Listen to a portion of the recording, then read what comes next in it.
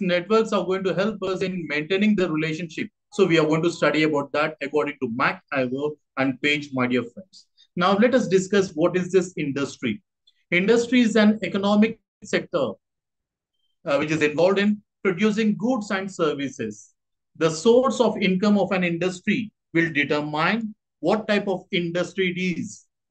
For example, we have sugar industry, textile industry, healthcare industry, and so on, my dear friends. The word industry has been derived from a Latin word, industria, means diligence, hard work, nothing but hard work. In economical context, it is an organized activity of a group of manufacturers or service producers or providers that produce a particular kind of goods or services, my dear friends. Industrial sociology is also called as sociology of work and sociology of industrial society. Industrial society or industrial sociology studies industrial relations with sociological perspective. It is a study of processes, methods, rules, and relations within the industry and with the outer society.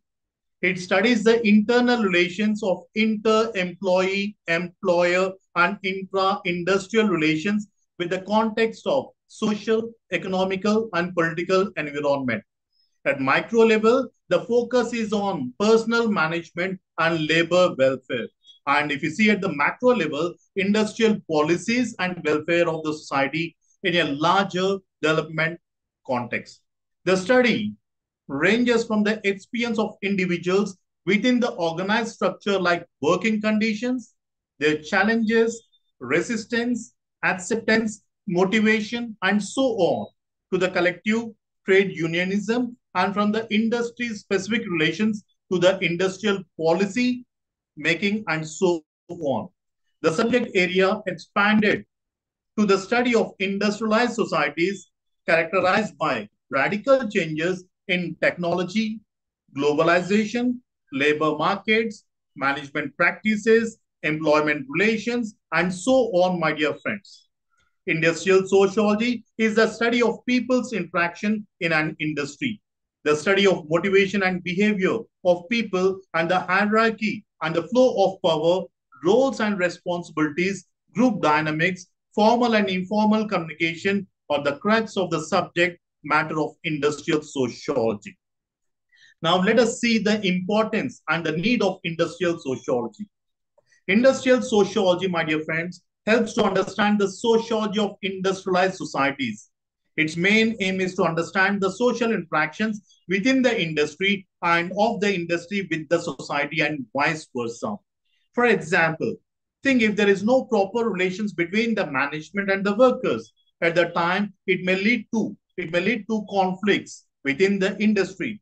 As the conflicts increases, my dear friends, there are chances that the workers may not cooperate with the management. That means the production will come down. As the production comes down, even the management as well as the employees are going to suffer within the industry. As the production comes down, my dear friends, the availability of products will not be available in the society. That leads to increase in the demand of the product. According to economics theory, demand and supply theory, when the supply is low, at the time the demand for the product increases. When the demand for the product increases, my dear friends, obviously the price of the commodity will also increase. That means it is going to build up the pressure on the customers, my dear friends. So we are going to study the relationship within the industry, interactions within the industry, and that of the industry to that of the society, my dear friends. That is the first one. Second one, industrial sociology, try to focus on economic history, mainly from the time of industrial revolution, which introduced capitalism, socialism, as well as communism, my dear friends. This has been spread by colonies, by the developed countries to that of the developing world civilization, my dear friends. So we are going to take back from the history to that of the changes which are being taking place till now, my dear friends. We have studied that Karl Marx has said that there are 5 types of societies, if you remember, in our first semester. He has said that the first one is primitive communism, which we regard as a classless society. Then we have slavery system in which we have divided the people into commoners and slaves. Then came feudalism, in that we have two sections like haves and have-nots who have land and who are working classes, my dear friends.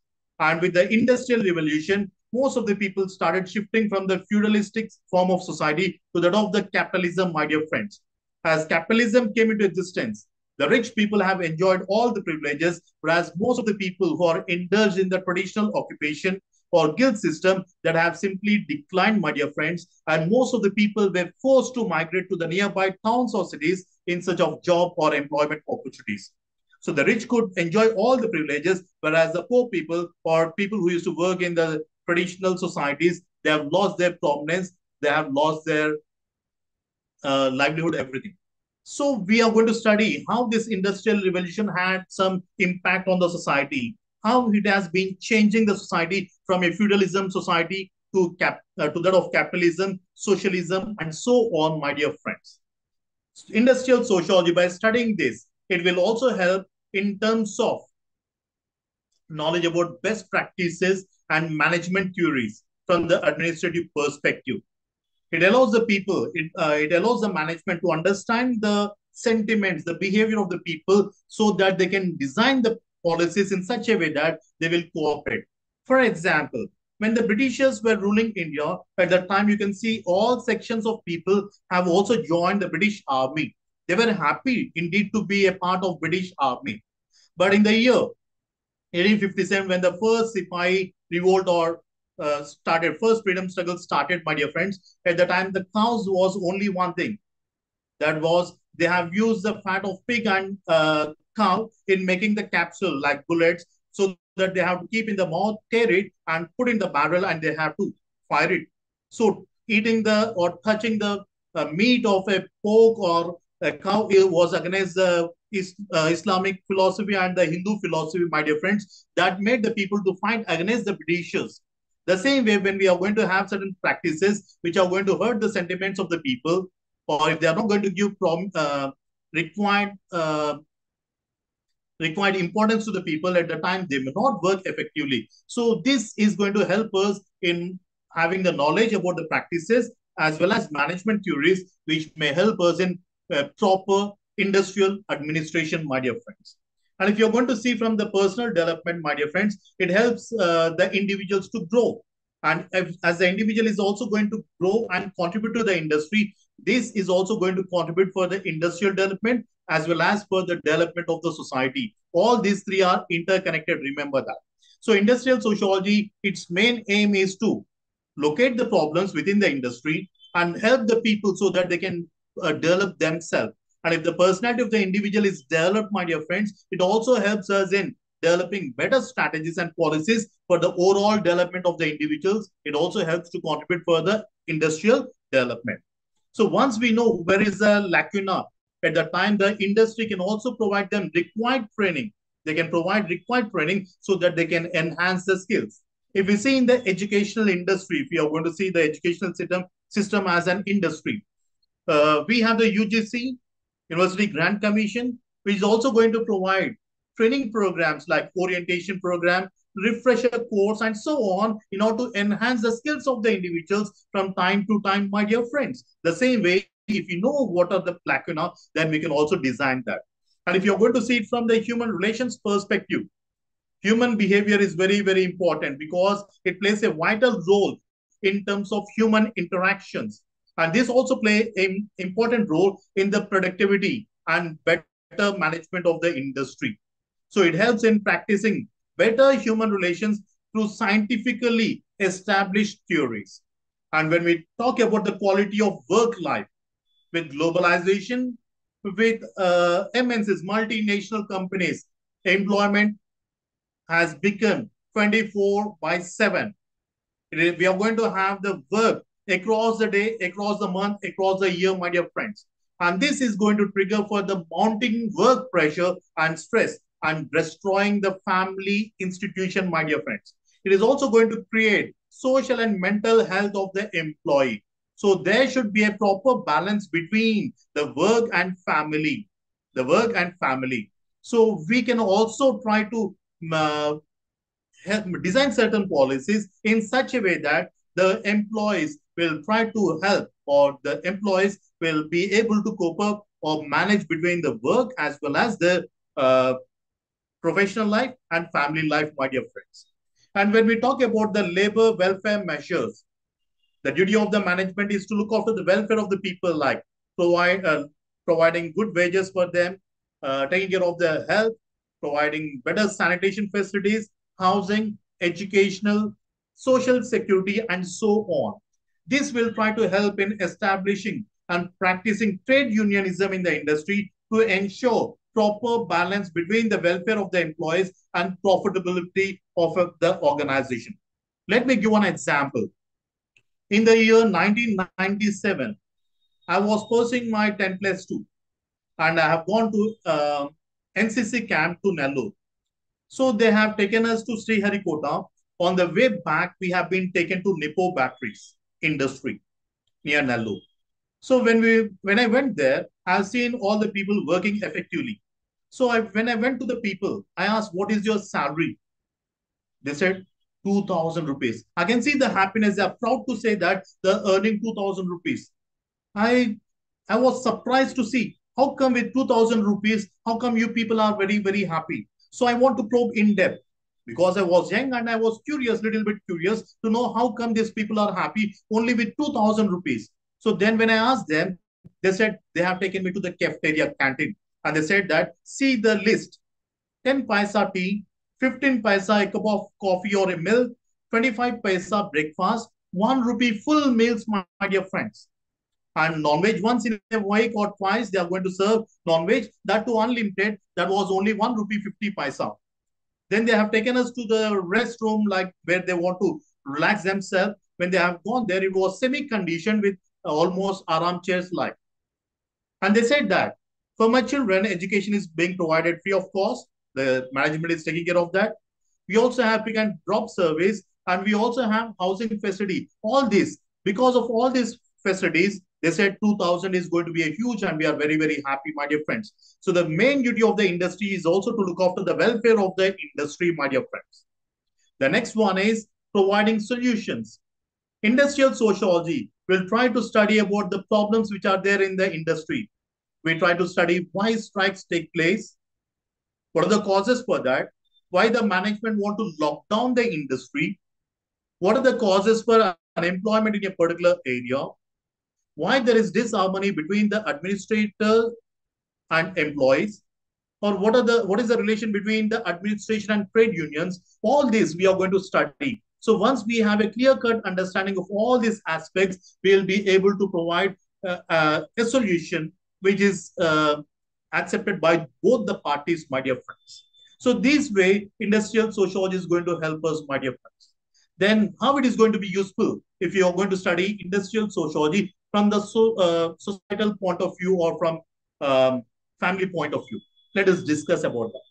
The first one is family is the basic unit of society, and industrial sociology will try to help in family integration through work-life balance studies.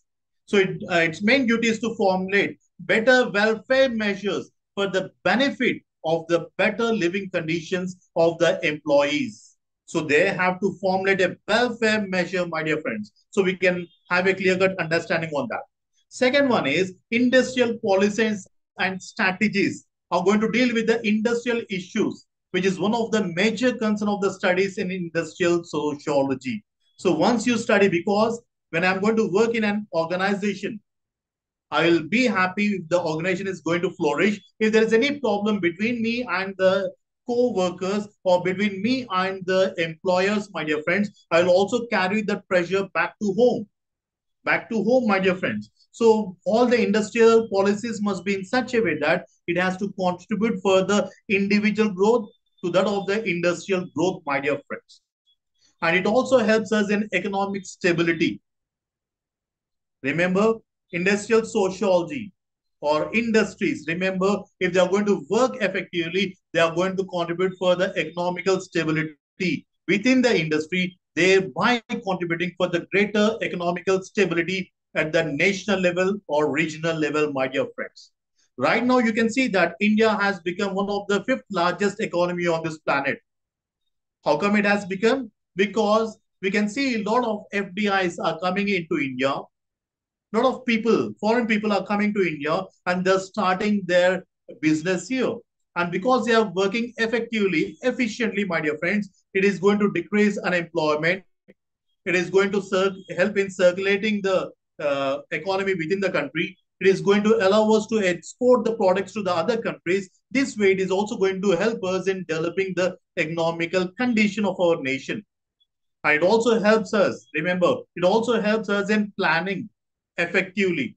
So once we are going to involve in economical activity, we need to have a proper planning about what kind of resources are available, how to utilize these resources effectively, my dear friends. We need to have a proper knowledge about this so that we can use it effectively, or else, my dear friends, a day may come where the industry may also simply vanish off. And the last one is it also contributes to national development and also helps in international linkages. National development is only possible through sound industrial policies. Right now, plenty of people are looking towards India. All the rich people, all the industries across the globe are looking towards India because of three factors. The first one is India is huge populated, that too with skilled labor. First one, hugely populated with skilled labor. So obviously you're going to get a human resource, trained human resource. So once you're going to start a business, then you're going to have a ready-made human resource which can be involved in your economical activity. First one is that. Second one, they we have gone for LPG model way back in 1991 under the leadership of PV Narasimha Rao. We have gone for LPG model, liberalization of policies. We have gone for privatization of sectors. Then we also have gone for globalization, which has encouraged the people to come to India. And we also have made the policies very, very flexible that even getting the permissions to start a business has become very, very easy, so that people started looking towards India to come and work and start in India doing their business. So this is going to help us in national development. At the same time, it is also going to help us in having the proper linkages at the global level, my dear friends. So this way, we have the benefits, my dear friends. Now, let us see. Let us see about the scope of industrial sociology. When we talk about scope of industrial sociology, my dear friends, it runs through four M's. Sorry, four M's. One is if you want to set up an industry, the first thing what you require is money. Because if you want to purchase the machinery, if you want to purchase the raw material, if you want to do anything, the first thing is that what we require is money. So all the things which are related with money or financial aspects, that will be studied by industrial sociology. If you want to start a business, my dear friends, you require money. You may have the concept, but you may not have the money. So whether the banks are going to support you in terms of financial aspects to establish an industry or not. Right now, you must have heard about mudra loans. The government is providing mudra loans for the people, for street vendors, so that it helps them to expand their business. So whether the rules are flexible or not. And when Dhirubhai Ambani, when he wants to expand his business, so do you know what he has done? He has gone for shares. And he also gave the shares to all his employees, so that his employees are also going to become the partners of the industry. The same way, they can also sell the shares so that they can attract the money or input finances so that they can run the business. So the first one is money. The second thing is that what kind of machinery or tools you're going to use.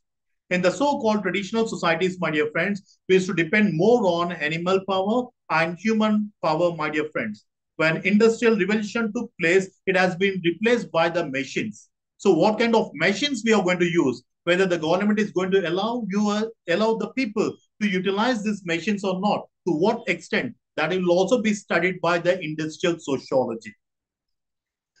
Dhirubhai Ambani, one fine day, has been dragged to the court. Do you know why? Because he has used the loopholes in the policies, and he tried to produce more cloth, because at the time he used to have a textile industry where he used to weave the cloth. And there was a limit how much cloth has to be produced in order to sell the product in India. But he has the efficient machinery and he can produce more, but the government was keeping on restriction. So there was a clause in the rule saying that if you want to export the garments to the other industries, like there was no limit in terms of manufacturing the products. So Dhirubhai Ambani, he used to produce more in the name of exports. He used to send empty cottons to the other countries, and he used to sell the same products here, and he used to make profit. For that reason, he has been dragged to the court also, my dear friends. So we are going to see what type of machines are there, to what extent we can use, what are the limitations like, what kind of effect it is going to have on the labor as well as on the nature. Everything will be studied by this industrial sociology. So the first one is money. Second one is machines. The third one is you have money, you have machines. Then the next thing is that you need to have material, nothing but raw material. Without having raw material, my dear friends, you'll not be able to turn the raw material into a finished product. So, according to, even if you see when Telangana and AP has been formed, in the agreement they have said wherever the resources are there, we need to start the industries there itself, so that we can save the time in terms of transportation, all these things, so that we can increase the productivity. All these concepts are there. So our duty is to identify what kind of resources are available, how to turn the raw material into a finished product, or when the raw material will be available, when the prices of the commodity will come down, how to turn it and how to sell it, when to sell it. All these things will also be studied by industrial sociology, my dear friends. I'll give one example here. When we were kids at that time, most of the people used to prefer to purchase Gemini tea powder. It was very, very famous at the time. All of a sudden, green label tea powder came into the market, and within a month, most of the royal customers of Gemini tea powder has been shifted to green label. So now what happened? There was production, raw material was there, machines were there, production was there, but all of a sudden, Gemini has lost their sales. At the time, the Gemini tea powder has appointed a committee to know why and how come they have lost their royal customers. So when they have gone into the market to see what happened, like they came to know that this green label tea powder, along with a kg packet, they also used to give a steel container free of cost. So most of the middle class people, they have shifted from Gemini tea powder to that of the green label because they are going to get a product free of cost. So at that time, this Gemini tea powder company has to bring all the tea bags back into the industry. Then also they have again packed it with a steel container, and they also said that we are going to provide the tea powder along with the steel container free of cost. Till then, plenty of time has been taken place, and the people have been sticked on to the green label tea powder because of some factors. So here it is the duty of the industry not only to simply manufacture the product, how to sell it. They must also know what kind of competition is going on and how to be successful. So the third M is nothing but material. And the fourth one is man. We require human resource. We require effective human resource, my dear friends. So these are the four M's, my dear friends. The scope of sociology revolves around these four. So when you talk about men, men will be interacting with each other. So we also study about industrial relations, my dear friends, between the employee and employee, between the employer and employees, and between the employees. We not only study about internal relations, my dear friends, but we also try to study about the relations with the industry, to that of the society, my dear friends, to that of the politicians, and so on. Because the leaders are going to design the policies for the welfare of the industry also. And if they're not going to have a cordial relations between the management and between the workers, between the industrialists, remember, that will not work. If you see the example of West Bengal, almost a decade back, Tata company wants to start a nano plant there, but they have procured in a legal way hundreds of acres of land in order to start a plant. But Mamta Banerjee, when she was contesting at the election, she said that if I'm going to come into power, then I'm going to ensure that all the land which has been taken over by the Tata company, that will be redistributed among the farmers. And once she came into power, Tata company has to simply shut down the industry there. So here we require the support of the politicians, we require the support of the administration, we require the support of the people also, my dear friends. So we not only study the interpersonal relations, but we also study the relations between the industry to that of the society, my dear friends. So this is about the scope of industrial sociology. Now let us study about its relation with other disciplines. Now let us study about the relation between industrial sociology and political science. As we studied industrial sociology, we'll try to study about society, the science of society. We also try to employ the rules and regulations of sociology to study the industrial relations and the relations between the industry to that of the society.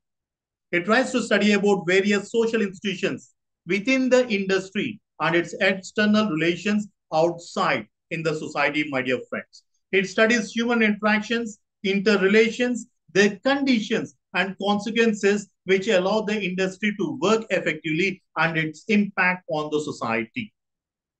Political science is a science of state and government. This will exercise the power, political processes, we have political systems and types of governments and international relations, which will try to influence the industrial relations within a country or in the global context, my dear friends. Government makes and designs industrial policies and also help in industrial productivity and functioning of the industries, my dear friends. So this way, politics are going to help in terms of industrial relations. Then if you see in terms of economics, my dear friends, in terms of economics, industrial relations affect the economic relations. Remember, it is going to affect the economical relations. Economic activities to a great extent are industrial and social activities. Hence, both are mutually related with each other. Economics, according to Robbins, Professor Robbins, economics is a social science which studies human behavior in relations to its unlimited ends and scarce means which have alternative uses. It is a science of wealth production and distribution. It is a study of activities like production, consumption, distribution, and exchange of goods and services. Hence, it is concerned with the structure and functioning of economical organization such as banks, markets, and so on. So this economics is going to help the industrial sociology in terms of all these aspects, my dear friends. Then when we talk about industrial sociology and psychology, psychology is closely linked with industrial sociology because psychological studies will try to study industrial environment and will also help us to understand how it is going to contribute to the personal development within the industry, how the industry is going to help the people to grow, whether it's going to increase the stress among the individuals or what kind of mechanism they have in order to control the stress, how it is going to contribute to the employees to have a work-life balance, how what kind of communicative system they have in order to promote the welfare of the industry. Like so, all this will help. Or the psychological studies are going to help us in understanding all these aspects. HR policies will be derived based on the theoretical base of psychology. So, based on psychological theories, based on psychological experimentation, my dear friends, it will help the human resource management to design the policies in order to address all the issues, my dear friends. So both these are going to depend on each other. Industrial sociology and psychology are going to depend on each other so that the industry will work effectively and the individual will also contribute for himself and that of the organizational growth. Now, when we talk about industrial sociology and anthropology, both this sociology and anthropology are treated as twin sisters. Anthropology means nothing but to study a man. As a science of man, it deals with men, his work, and his behavior. Anthropology studies the biological, cultural development of a man. The cultural anthropology and social anthropology will try to contribute to industrial sociology in understanding group dynamics, understanding workers' cultural context, and how they are going to support each other in the context of multicultural working environment, and also help us to understand or design the human relation policies, my dear friends. Yesterday, we have this NEET examination. When we have NEET examination, all the students who belong to different religious faith, they have come. But in order to see whether the genuine candidate came in to write the exam, or whether there is any chance of impersonation, do you know what the National Testing Academy has done? Agency has done. Sorry, NTA has done. National Testing Agency has done. They have recorded each and every individual who is aspiring to be a doctor.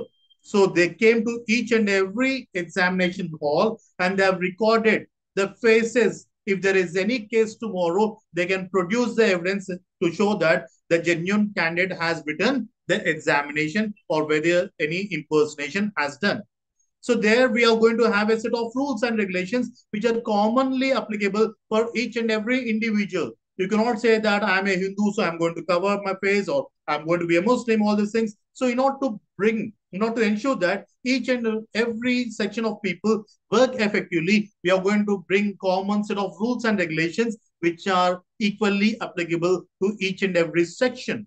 So anthropology is also going to help us to understand the group dynamics, my dear friends, and based on which we are going to formulate the human relations policies, my dear friends. This way, anthropology is going to help us in terms of developing the society.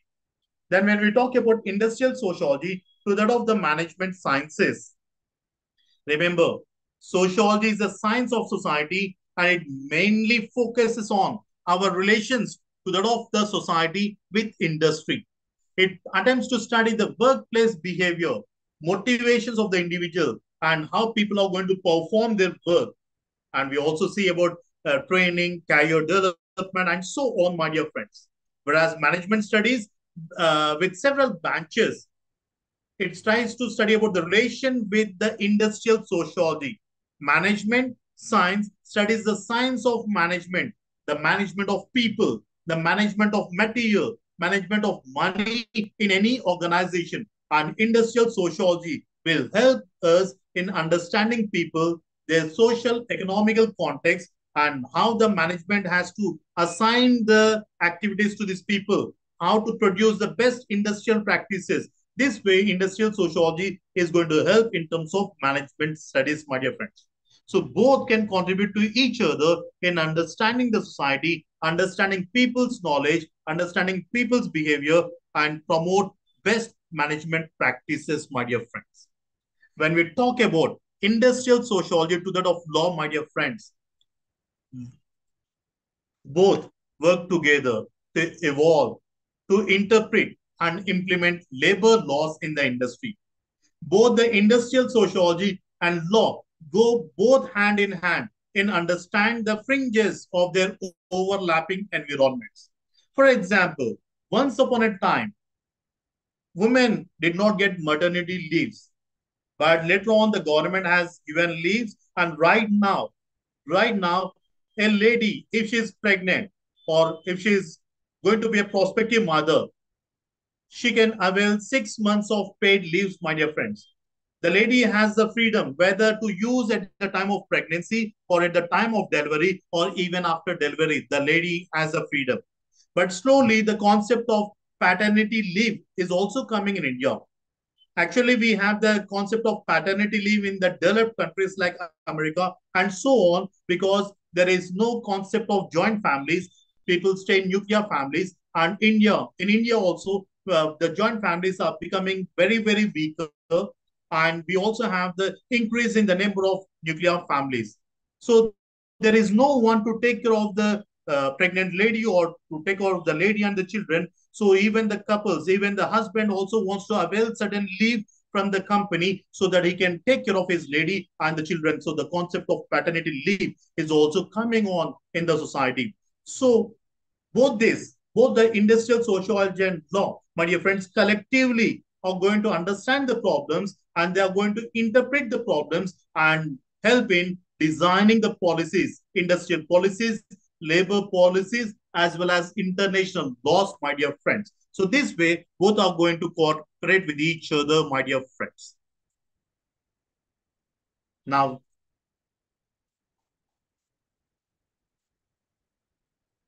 in this class, my dear friends, we have studied about the definitions of sociology, industrial sociology. We have studied about the nature of scope and scope of industrial sociology. And we also try to study about the relation between industrial sociology and other social sciences.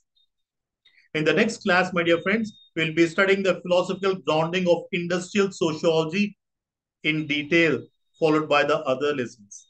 If you have any doubts, you're free to ask me.